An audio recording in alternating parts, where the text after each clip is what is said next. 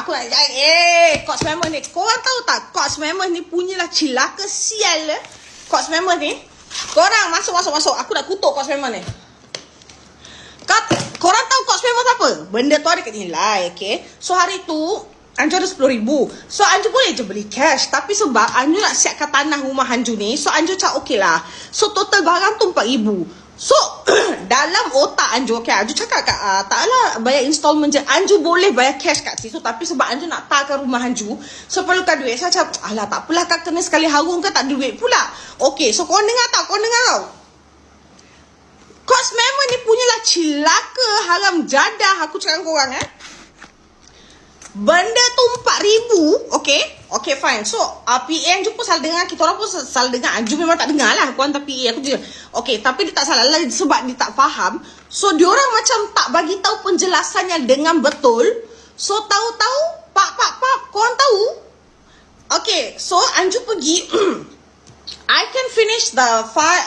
Anju boleh bayar 4,000 tu macam walang saya boleh. Tapi Anju tak apalah. Dia installment ni 8 tahun. Tapi Anju ingat tak apalah 4 bulan Anju bayar lah. So Anju bayar 1,000. Korang tahu tak? Okay, the best part is 1 bulan 200. Tapi Anju bayar 1,000. So maknanya 5 bulan ke hadapan awal. Korang faham? Kenapa Anju bayar 5 bulan ke hadapan awal? Sebab Anju tahu Anju akan travel. Cilaka ni tahu-tahu balik. Kau tahu bil aku berapa? 13,000. 13,000. Coach memang penipu. Kau tahu tak? Sebab dia orang call aku macam alung nak kutip hutang. Kau tahu tak? Okay, itu satu. Secondly, okay, habis tu apa guna aku bayar kehadapan tu? 13,000.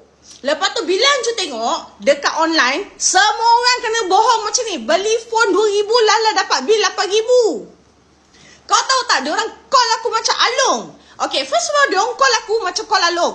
Non-stop. Aku cakap, anjing, yang kau call aku 1,000,000 kali kenapa? Aku tak ada hutang. Aku dah bayar sekarang ni 6 bulan ke hadapan. Kita ingat bila bayar ke hadapan, dia orang tak charge lebih. Anjing ni semua tetap charge kita lebih. Contohnya sebulan tu bayar lambat, dia charge kita 1,000.